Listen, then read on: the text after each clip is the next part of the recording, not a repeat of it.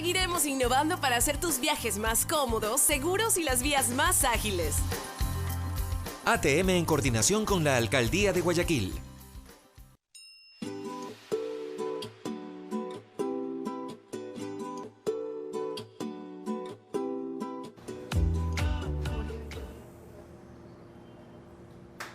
Muy buenos días amigos, ¿cómo están? Llegó el fin de semana, viernes 30 de agosto de 2019.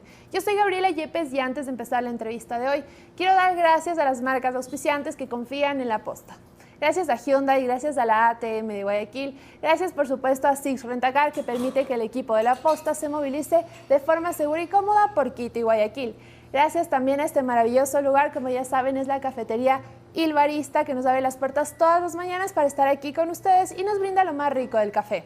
Ahora amigos, pasemos a revisar las noticias en caliente.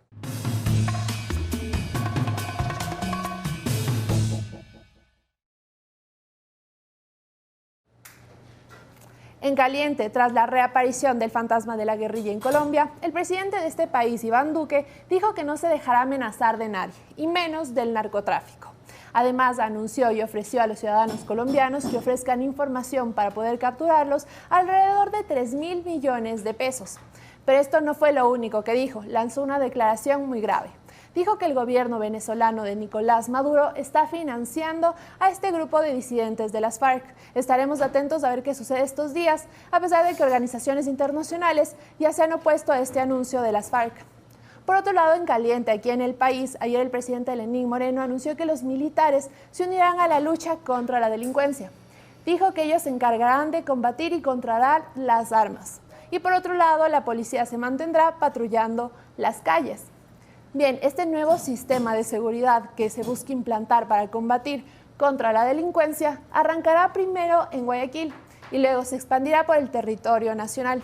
También estaremos atentos y esperamos que estos nuevos mecanismos funcionen, porque realmente la delincuencia ha aumentado en el Ecuador.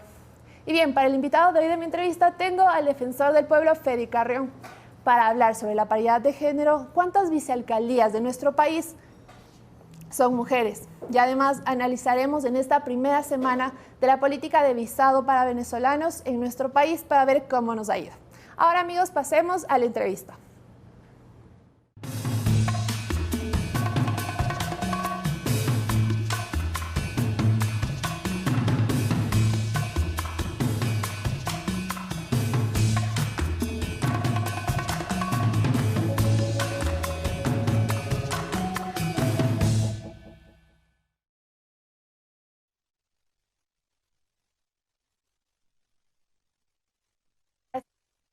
Con el defensor del pueblo, Freddy Carrión. Bienvenido, Freddy. Muchísimas gracias, Gaby, por la invitación. Bien, como comenté al inicio de la entrevista, vamos a analizar dos temas importantes. Por un lado tenemos la paridad de género, este nuevo término que ha venido sonando en la última década y sobre todo estos días, porque la Defensoría del Pueblo está impulsando la paridad de género en las vicealcaldías, ¿verdad? Primero, para darle un contexto a nuestra audiencia, analicemos qué es la paridad de género y de dónde sale este término.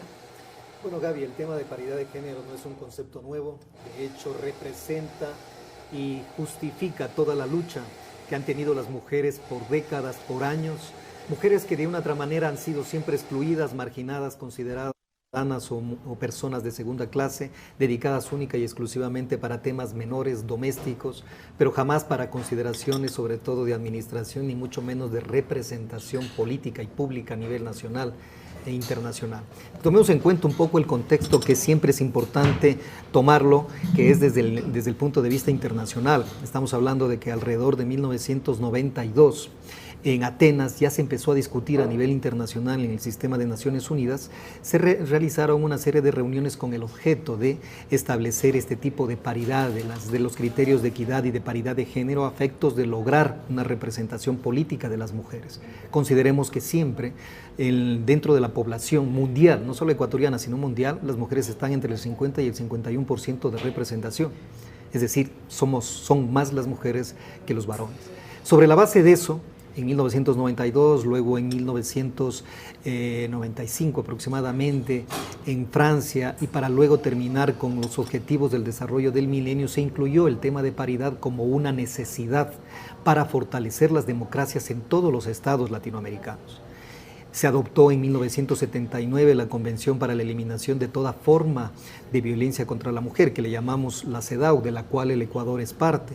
Han habido conferencias mundiales sobre este tema en Beijing, en Nairobi. En definitiva, el tema de la paridad y sobre todo de la representación política de las mujeres y de su participación ha sido una preocupación no solo del Ecuador, sino obviamente del sistema internacional de Naciones Unidas, de las Naciones Unidas como tal, a efectos de que se generen criterios de equidad y de paridad y con eso podamos tener la representación política, la participación política de las mujeres en igualdad de condiciones. Bien, Freddy, tú nos has dado un contexto internacional de la paridad de género. Ahora localicémonos en nuestro país. ¿Qué está sucediendo aquí?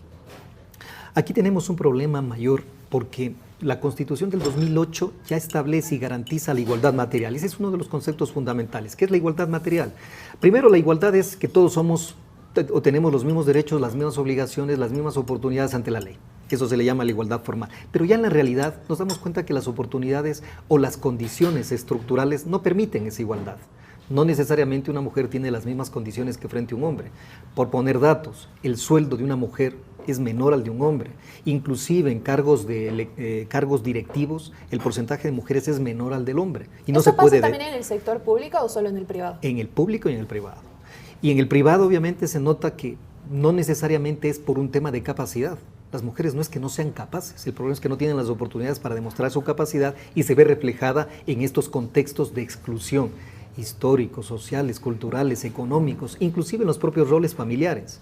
En los roles familiares, ¿qué es lo que se dice? La mujer dedicada a la casa y a cuidar a los hijos, cuando es responsabilidad compartida de hombres y mujeres. Es decir, el contexto de exclusión y de violencia, o llamémoslo así, de desigualdad para las mujeres, es en todo nivel. Y acá en el Ecuador, con la ley o con la Constitución, tenemos garantizada la igualdad formal y la igualdad material. Justamente de ese tema iba a ir. ¿Cuáles son las normas jurídicas y constitucionales que sustentan en nuestro país la paridad de género? Actualmente, ¿qué artículos tenemos? Primero tenemos la Constitución en el artículo 11 que establece, en el numeral 2, si mal no estoy, que establece primero de que ninguna persona puede ser discriminada bajo ningún tipo de razones, de sexo, de edad, de religión, de afiliación política. Luego lo tenemos al artículo 61 que habla de la igualdad, el artículo 65, el artículo 62, en los cuales se establece que la participación política de la mujer deberá ser en contextos igualitarios, que se debe promover, y esta es una obligación del Estado, mecanismos de acción afirmativa. ¿Qué son estos mecanismos? Son ciertas acciones que el Estado hace para tratar de que la mujer se encuentre en igualdad de condiciones o tenga la oportunidad de poder acceder a ciertos cargos de dirección. Son mecanismos que permiten, a nivel normativo, a nivel legal,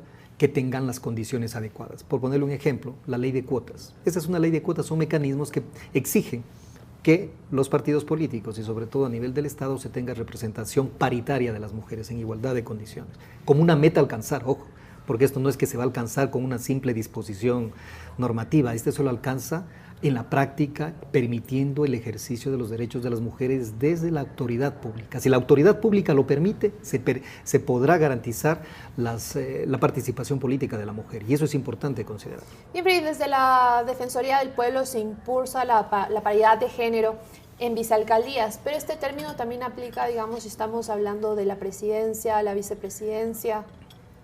Esto indudablemente aplica para todo. Cuando hablamos de paridad, cuando hablamos de equidad, cuando hablamos de igualdad, lo que estamos tratando es que la mujer tenga los espacios necesarios para participar, las oportunidades necesarias para participar. Y mucho más considerando que siempre la mujer ha sido un grupo de exclusión, de discriminación, un grupo que culturalmente, históricamente y en todos los niveles, económico, social, político y cultural, siempre ha sido excluida. Se la ha considerado unas personas de segunda clase, igual que los grupos minoritarios como los afrodescendientes, como los discapacitados, las personas con discapacidad, como los niños, niñas y adolescentes que requieren de cierta protección. Por lo tanto, es necesario que el Estado actúe en ese tipo de medidas. Desde la Defensoría del Pueblo van a impulsar para que en las próximas elecciones del 2021 la vicepresidenta o ya sea la presidenta sea una mujer. Por supuesto.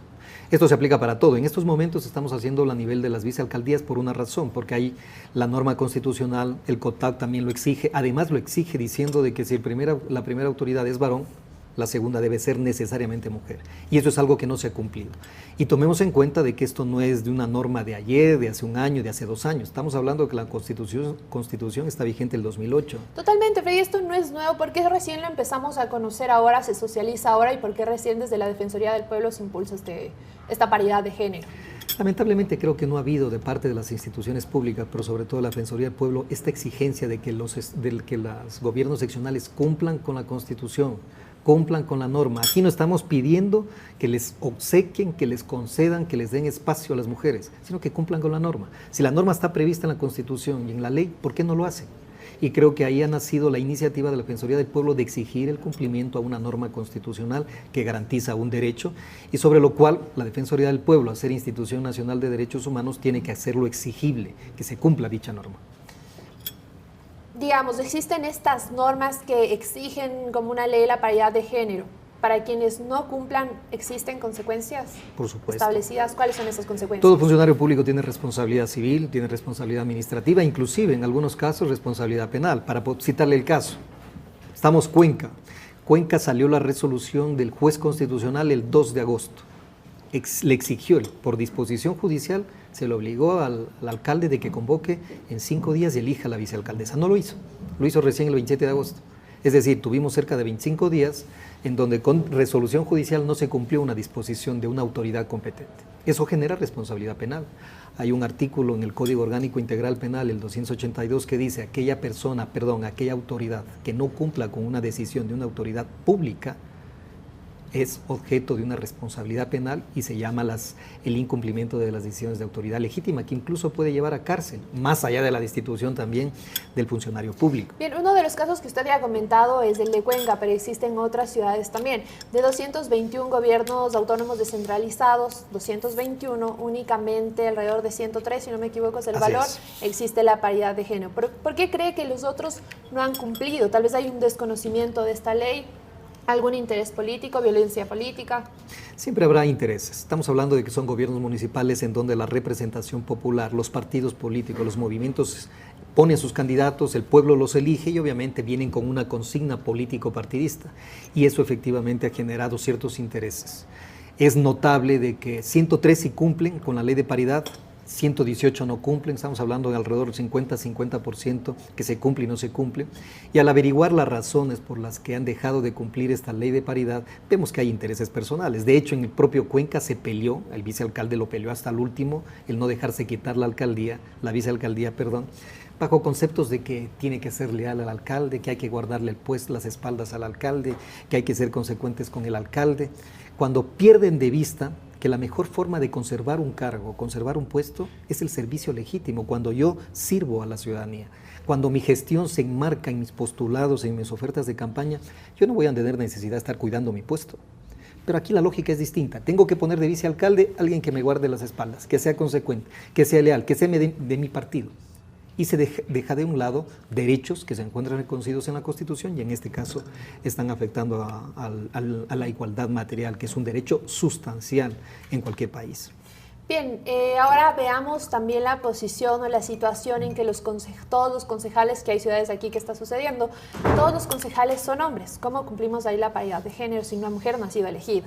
Ahí tendremos que ir al origen. Claro que en este punto ya no se puede hacer nada porque teníamos que haber tenido listas, y eso es importante, por ejemplo, a través de los partidos y movimientos políticos, que también tienen la obligación de en sus listas presentar de forma alternada, secuencial, hombre-mujer, para efectos de garantizar también esta participación.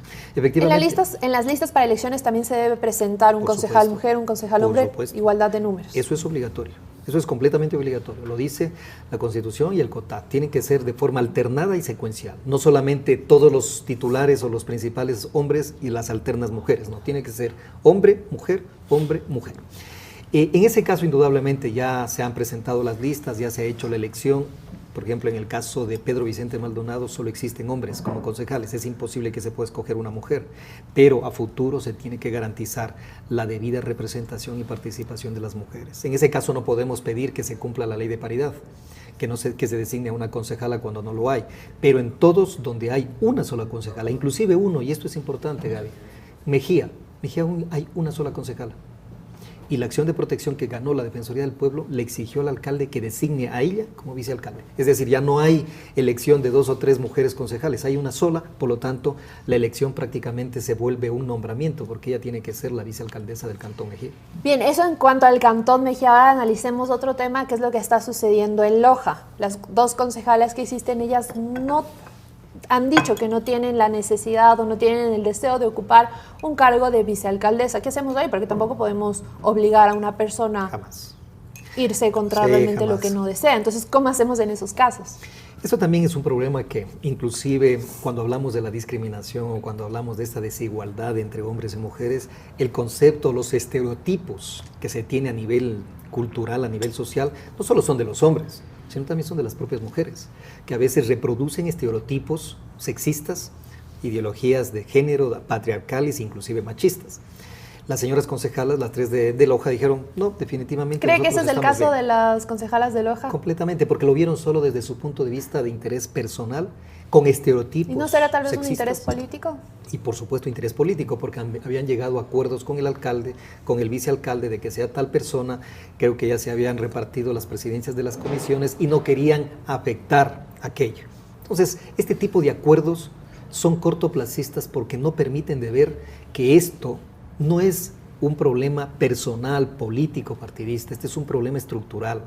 De lo contrario, si no atenemos y no generamos estas necesidades o estos necesarios cambios, vamos a seguir reproduciendo violencia política y que se va a traducir luego en violencia física o psicológica. Oiga, Gaby, usted se ha de haber escuchado y ha de haber leído todos los medios de comunicación, a cada rato son que la pareja le mató a la mujer, que ha habido una niña sexualmente violentada. Todo eso se genera por este tipo de estereotipos de sexo, sexistas, por este tipo de conceptos culturales, que es importante cambiarlos. Y las autoridades locales tienen mayor obligación, porque representan justamente a la sociedad en su conjunto, mucho más las mujeres, que deben buscar sus espacios para tratar de cambiar inclusive la dinámica de la acción política en cada uno de los municipios.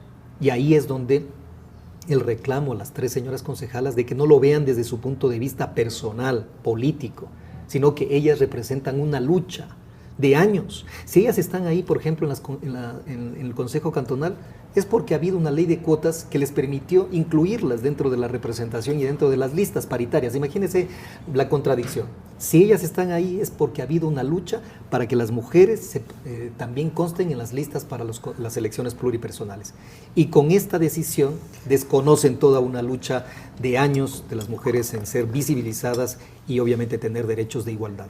Bien, Guayaquil se ha convertido tal vez en un ejemplo de paridad de género. No sabemos si lo hicieron consciente, obviamente realmente tal vez coincidió Cintia Viteri, alcaldesa, y su vicealcalde es un hombre. Ahora hablemos en el caso de Quito. ¿Qué está sucediendo en el caso de Quito? Porque puede resultar un poco confuso al existir o al nombrarse 2 vicealcaldes, como es lo que se nombra aquí. El primero es un hombre y la segunda es una mujer. ¿Qué pasa en el caso de la capital? Bueno, ahí hay una diferenciación, porque no son 2 vicealcaldes. Son primer vicepresidente del Consejo Cantonal y segundo vicepresidente del Consejo Cantonal.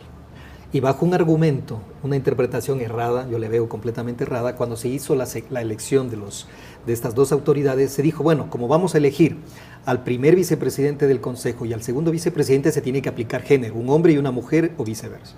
Pero no se consideró que el primer vicepresidente es el vicealcalde, porque no hay 2 vicealcaldes. No hay el primer vicealcalde y el segundo vicealcalde, no lo hay. Hay el primer vicepresidente del Consejo y el segundo vicepresidente del Consejo. ¿No se consideró o no se quiso considerar? ¿Qué cree usted, Fred? Yo creo que no se lo quiso hacer de la misma forma. Siempre habrá intereses políticos, que eso no está mal.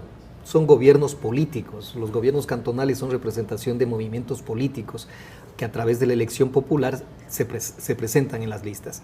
Eso no está mal. Lo que está mal es que veamos solamente desde un punto de vista y pensemos que eso es lo correcto, que eso es lo ideal, y dejemos a un lado el tema de los derechos. Y el tema de los derechos son claros. La mujer debe tener un espacio de participación, de representación política, y en este caso lo que tenía que haberse hecho es, considerando que el alcalde es el doctor Yunda, que es varón, tenía que ser necesariamente la primera vicepresidenta del Consejo Cantonal mujer para que ella se transforme en la vicealcaldesa. Bien, usted dice que no se ha querido hacer. ¿Cómo logramos entender este discurso? ¿Cómo hacemos la lectura del discurso de Jorge Yunda cuando él eliminó Reina de Quito por estos mismos derechos de por esta misma idea de reivindicar los derechos de las mujeres, ¿no? Por un lado está mostrándonos una pantalla de luchar por estos derechos de las mujeres y por otro lado no está cumpliendo lo que está en la norma, que también sería una lucha de derechos por las mujeres. Y en esto existe una contradicción evidente, porque efectivamente lo que usted ha dicho, Gaby, eliminamos el concurso de Reina de Quito porque la cosificaban a la mujer, y me pareció pertinente, oportuno. La mujer también tiene que estar y verse en otro tipo de espacios reflejadas. Pero creo que uno de los aspectos fundamentales en donde el discurso del alcalde va a tener mayor impacto y significación va a ser cuando se designe una vicealcaldesa que va a tener funciones ejecutivas. Es decir, una cosa es eliminar un concurso de belleza por la cosificación de la mujer y otra es darle a la mujer responsabilidades de administración en el municipio como tal, al ser la vicealcaldesa o al ser la segunda autoridad en el Ejecutivo cantonal. Creo que ahí uno reflejaría la verdadera intención de una política pública. Si realmente quiero reconocer el papel de la mujer, garantizar sus derechos, démosle los espacios que por ley le corresponden. Y esta es una invitación al propio alcalde. Lo hizo con la Reina de Quito al eliminar por el tema de la cosificación de la mujer, que nos pareció oportuno. Bueno, ahora hay una oportunidad de demostrar verdaderamente que no limitó solo en la apariencia, sino que hay trasfondo en sus políticas y una de ellas es darle valor, pero darle responsabilidad a la mujer en decisiones ejecutivas. Esta va a ser una nueva oportunidad que incluso sería oportuno invitarle al señor alcalde que no es necesario llegar a una acción de protección cuando del propio seno del Consejo Cantonal podría salir esta iniciativa de dar por terminado o elegir una nueva autoridad en la vicealcaldía, como ha pasado en Galápagos. Tenemos dos cantones, Santa Cruz e Isabela, que no hubo necesidad de presentar acción de protección. Los propios vicealcaldes pusieron la renuncia y permitieron la elección de una mujer como vicealcaldesa. ¿Y ya se ha puesto aquí en la alcaldía de Quito una acción de protección? ¿Se la ha puesto? Ya se encuentra presentada, de hecho la presentamos el 1 de agosto aproximadamente. No nos habían señalado audiencia, lamentablemente salió la jueza de vacaciones, no nos habían asignado o determinado la competencia de otra juez. Recién el día de ayer salió la providencia de que nos designan, señalan la audiencia para este jueves 5 de septiembre a las 2:30 del día. Vamos a tener la audiencia de la acción de protección en contra de la decisión del Consejo Cantonal de haber elegido a un vicealcalde como hombre. Esta no es la única acción de protección que ha tomado la Defensoría del Pueblo, hay otro, alrededor de 8. Así es. ¿Cuáles han sido aceptadas y cuáles han sido rechazadas? Bueno, empezando por Cuenca, que presentamos la acción de protección y se la aceptó. También en el cantón Santa Isabel de la provincia de la Suay también se aceptó y de hecho ya se eligió a la vicealcaldesa. En el caso de la provincia de Pichincha, en el cantón Mejía, también se presentó y fue aceptada y de hecho tiene que elegirse a la única mujer concejala como vicealcaldesa. En San Cristóbal de Galápagos también se presentó y ha sido acogida. Y como le comentaba, en Santa Cruz, en el cantón Isabela, fueron de mutuo propio, es decir, por la propia iniciativa renunciaron los vicealcaldes y ahora han elegido a vicealcaldesas. Tuvimos resoluciones en contra. En Puerto Viejo, en Santa Clara, en Morona, Santiago y en Loja, fueron en contra de las resoluciones. En Loja, como usted conoce, porque las concejalas desistieron de la acción de protección. En Santa Clara de Morona, Santiago, tuvimos una situación bastante paradigmática. La mujer votó a favor, 2 hombres votaron en contra y ni siquiera le dejaron a la mujer poder argumentar su voto. Es decir, también inclusive en el seno del propio tribunal hubo una cierta violencia política de los 2 miembros del Tribunal Penal en Santa Clara que no permitieron argumentar ni motivar el voto, que eso inclusive lo hemos puesto en conocimiento del Consejo de la Judicatura. Y esto nos ha dado una serie de dinámicas que obviamente nos han permitido fortalecer nuestra posición y esto va a ser, como le digo, a todo el país para descartar de que en la Defensoría del Pueblo exista un interés político en que sea tal o cual concejala la vicealcaldesa, bajo ningún punto de vista. Quien ha señalado o ha dado a entender que hay un interés político de su parte ha sido el alcalde Pedro Palacios de Cuenca, como ya conversamos, porque realmente él dice que tal vez se viene una nueva designación de un defensor del pueblo y justamente antes de su salida se le ocurre impulsar esto de la paridad de género. Sí, efectivamente, pero primero ahí está completamente confundido el señor alcalde, parece que no sigue muy de cerca los concursos de las autoridades de control, porque el que tienen que designar es el defensor público. El defensor del pueblo fui electo bajo un concurso público de oposición y merecimientos y me posicionó a la Asamblea Nacional el 16 de abril para 5 años, en donde no hay un interés de dejar organizado o designar a tal o cual alcaldesa. Mi mandato termina en el 2024, así que no hay que se va a elegir un nuevo defensor del pueblo. El defensor público sí, porque ese todavía está encargado. Y seguramente la confusión del señor alcalde va por ese lado, o puede tener también alguna intencionalidad de posicionar esto de un tema desde el punto de vista netamente político, cuando lo que estamos haciendo es a nivel país, demostrando que el tema de derechos, y sobre todo en el caso de las mujeres, no es un tema que se va a cuestionar o se va a negociar.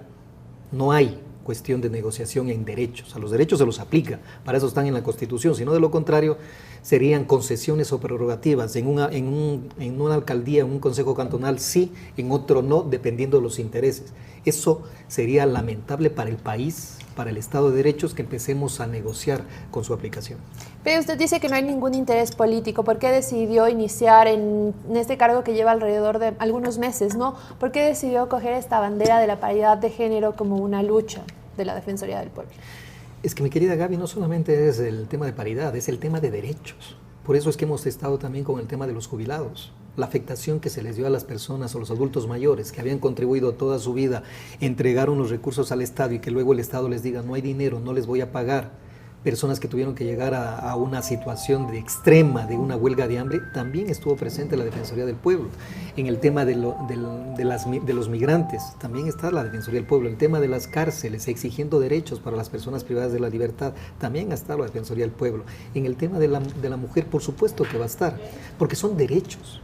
Independientemente de quiénes son los afectados, son derechos que deben ser respetados, conculcados. Y lo que más llama la atención es que la propia autoridad encargada de velar, proteger sus derechos, sean los que los atentan, que los vulneren. Así que hemos iniciado en todas las áreas, porque creo que cuando hablamos de derechos, hablamos de los derechos de las personas, de los seres humanos, sin distingo de raza, nacionalidad, sexo, condición política, afiliación, religión, nada de eso se considera para aplicación. Y estaremos siempre, Gaby, cuando haya una vulneración de un derecho, estaremos siempre acompañándola a la persona, a la víctima, a efectos de que se restaure y se repare los derechos. Bien, en estos 5 años que continuará en funciones dentro de la Defensoría del Pueblo, ¿cree que a través de las acciones de protección o tal vez impulsando este principio de la paridad de género, al final de su cargo se logre más igualdad entre alcalde y vicealcalde? Esperemos que sea eso. Además, partimos de los Objetivos de Desarrollo Sostenibles de las Naciones Unidas, en donde todos los países del mundo se han inscrito. Estamos hablando de Objetivos de Desarrollo Sostenible que siempre toman en cuenta la paridad como un eje transversal de todas las políticas. Así que esto no es patrimonio ni iniciativa de la Defensoría del Pueblo, forma parte de los Objetivos de Desarrollo Sostenible de las Naciones Unidas. Y sobre la base de eso, siempre se ha hablado de que esto debe ser una meta a cumplir en el 2030, en el 2025, en fin. Y ese es el objetivo, de que aquí en 5 años que terminemos este mandato, al menos ya no se discuta de que si la mujer debe o no debe estar en la vicealcaldía, cuando el caso de que un hombre sea el alcalde, sino que se cumpla, que ya no se discuta aquello, se discutan otro tipo de derechos, pero aquello ya quede completamente zanjado.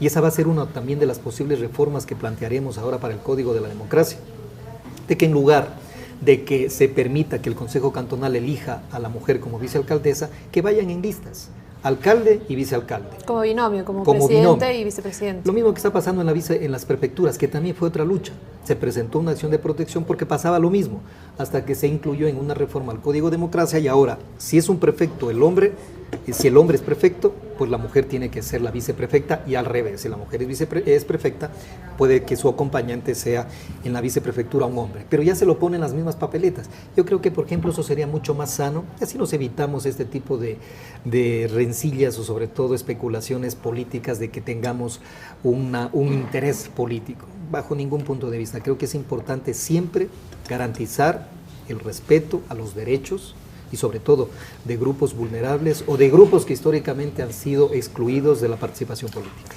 Bien, Freddy, estaremos atentos qué sucede el próximo jueves en la audiencia. Ahora, antes de terminar, me gustaría repasar el tema de la política de visado para ciudadanos venezolanos en nuestro país. Hemos cumplido una semana, vamos 5 días desde que esta política rige en nuestro país.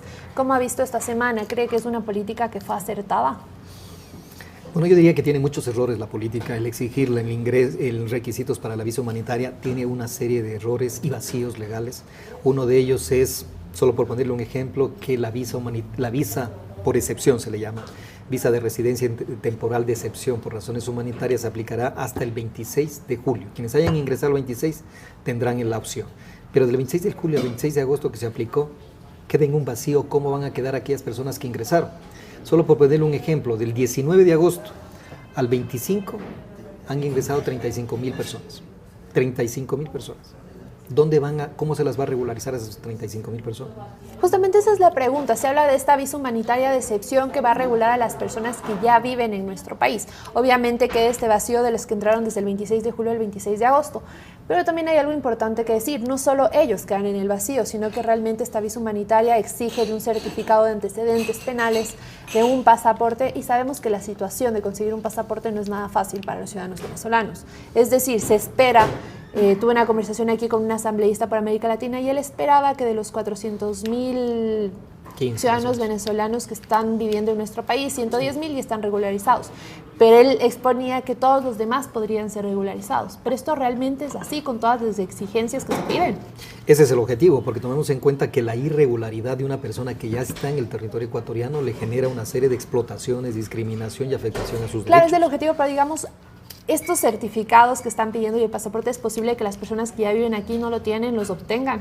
Va a ser muy complicado, va a ser muy difícil si no contamos con un elemento fundamental, Gaby: la participación y el involucramiento del propio gobierno de Venezuela. Creo que ha sido un error y eso hay que decirlo. ¿Y cree que ellos van a participar con todo lo que hemos visto? Me refiero a que existe un error porque nosotros como país, como Estado ecuatoriano, lo reconocimos a Juan Guaidó. Yo no me voy a meter en la discusión política como tal, pero Juan Guaidó no tiene el control de la estructura del Estado.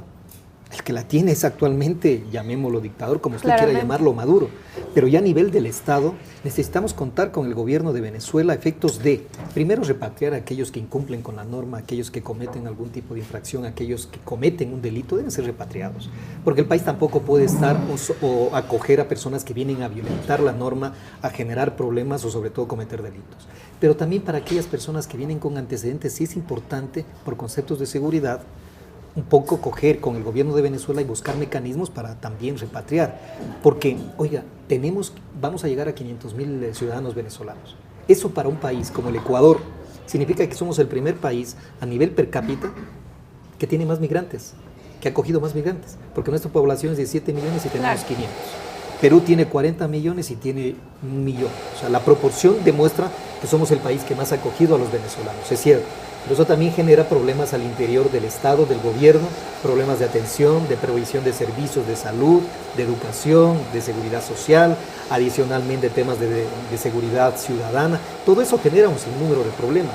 Y sobre la base de eso es importante, con el país, en este caso con Venezuela, establecer alguna política de que podamos repatriar a aquellos que incumplen la norma. Pero cree que realmente los que incumplen la norma son un gran número, porque estamos hablando, usted ya ha dicho, de 500,000. Realmente no tenemos un buen censo que nos diga quiénes son o quiénes han cumplido la norma al ingresar a nuestro país. Digamos que no son muchos, nos quedaremos con 400,000. Y realmente el problema de la falta de fondos, los servicios que el Ecuador pueda dar a los ciudadanos venezolanos continúa. ¿Qué hacemos en ese caso? No, efectivamente, o sea, a veces sobredimensionamos las personas que incumplen la norma o que cometen un delito, pensamos que son todos los venezolanos, claro, y nada más alejado de la realidad. Lamentablemente a veces la sobreexposición de la delincuencia o de lo malo siempre resulta mayor a lo positivo, es cierto. No es un gran número, pero ese gran número tiene que indudablemente cumplir con la ley, y aquel que no lo cumple tendrá que ser sancionado, por un lado. Pero por el otro lado, y creo que es lo más importante, si no regularizamos, vamos a seguir generando una serie de dinámicas, sobre todo de vulneraciones a derechos. Si no controlamos los pasos irregulares, no solamente que estamos exponiendo a la vida de cientos de personas, sino que se dan delitos como el tráfico de personas, la trata de personas y en fin una serie de delitos que están poniendo en riesgo la seguridad del Estado, del territorio ecuatoriano.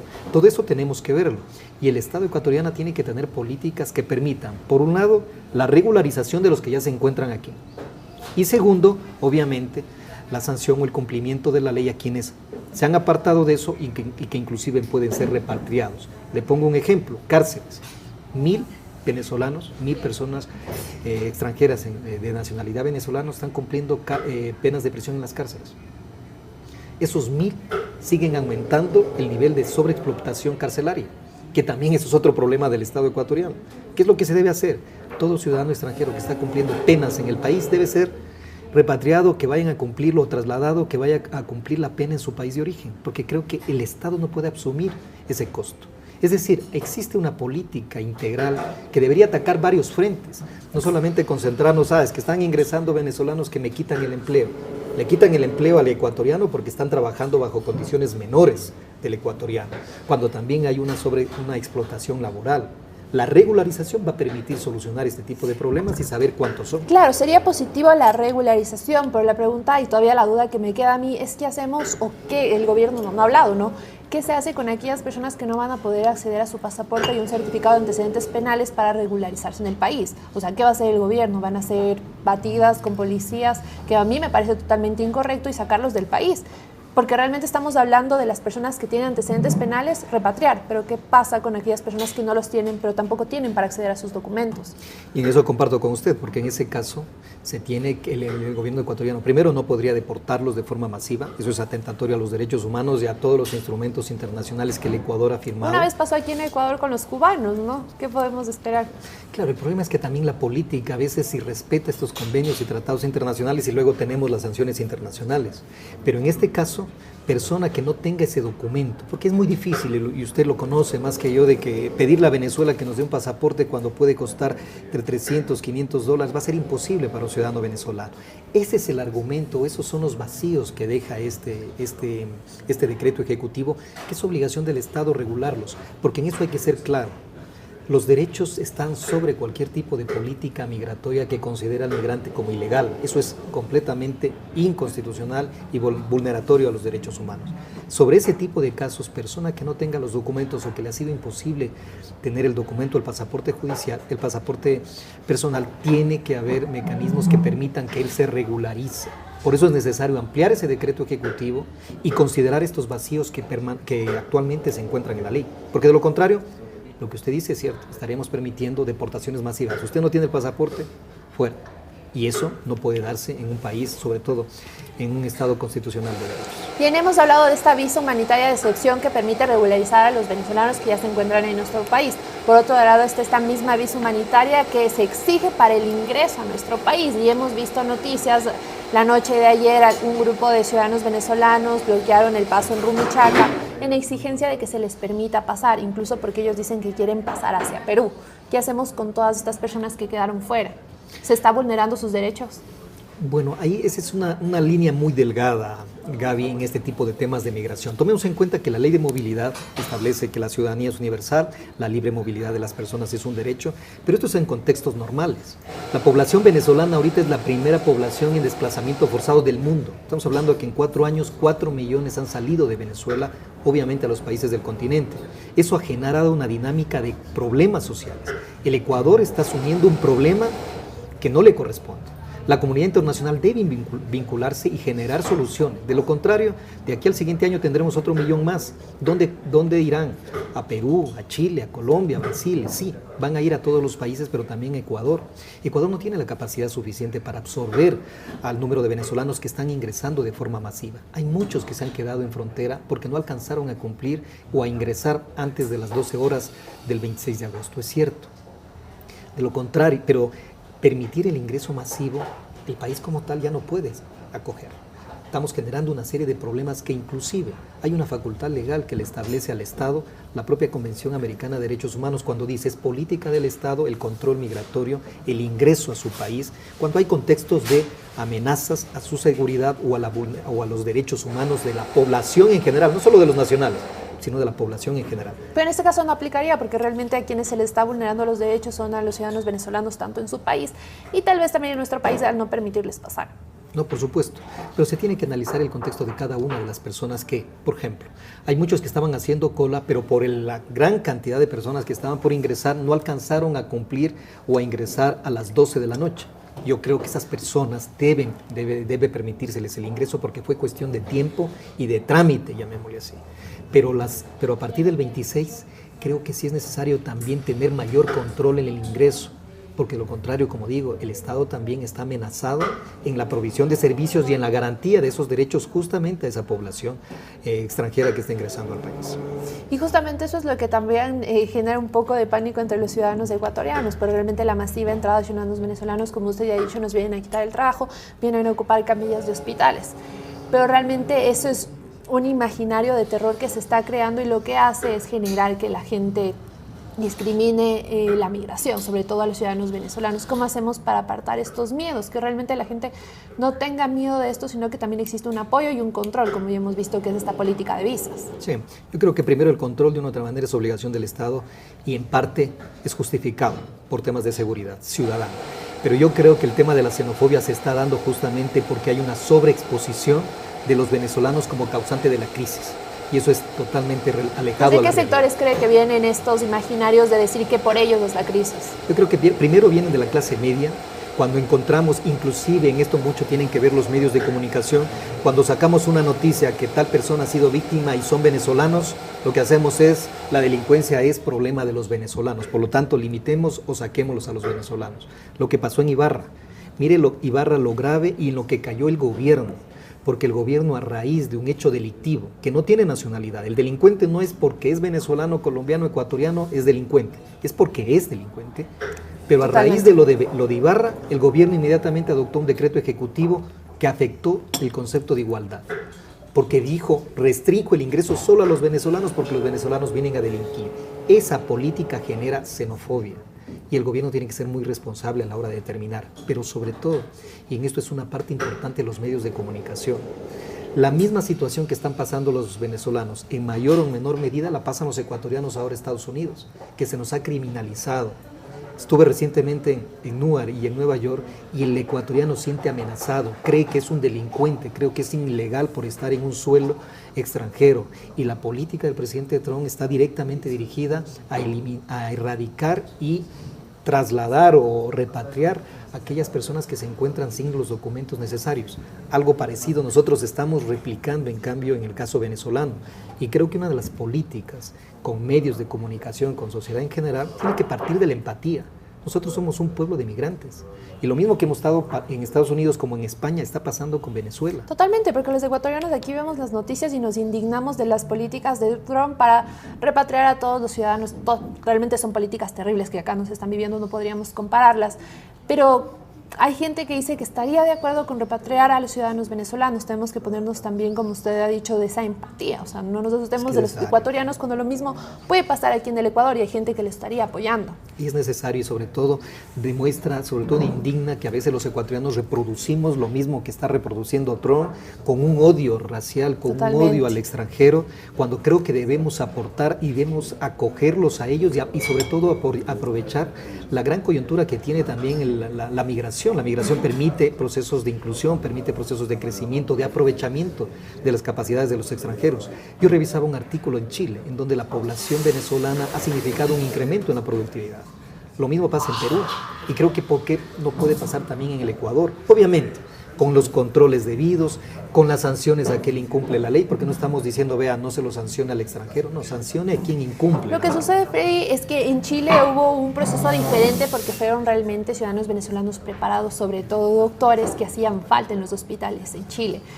Pero hay un estudio también de la San Francisco que ha dicho que los ciudadanos venezolanos que llegan a nuestro país realmente no tienen totalmente esa preparación universitaria. Entonces vienen a ocupar realmente esos puestos que son de meseros, de Uber, conductores de Uber y conductores de Cabify. Entonces también hay que aclarar a la gente que realmente en la actualidad los ciudadanos venezolanos no vienen a quitarles sus puestos de doctor y de abogado. Entonces, porque realmente existe ese miedo generalizado de que les están quitando los puestos. No, bajo ningún punto de vista.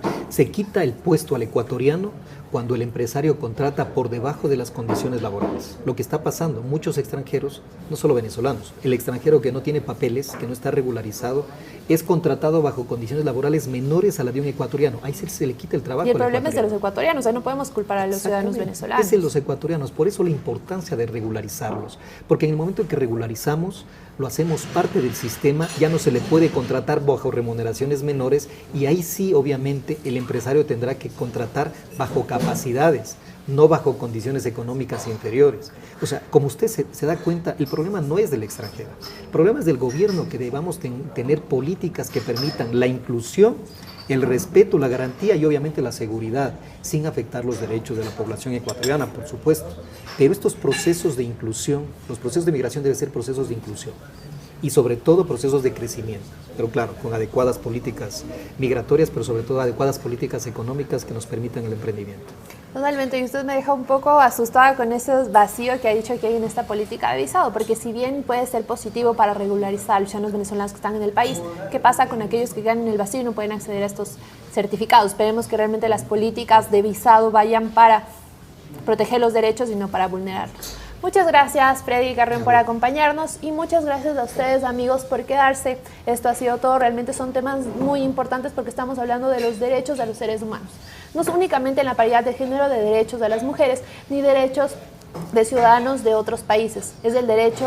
Son los derechos humanos lo más importante aquí, y no se debe permitir que se vulneren en ninguna circunstancia. Eso ha sido todo, amigos. Que tengan un excelente viernes y aprovechen su fin de semana. Estaremos aquí el lunes con más de Café La Posta. Chao.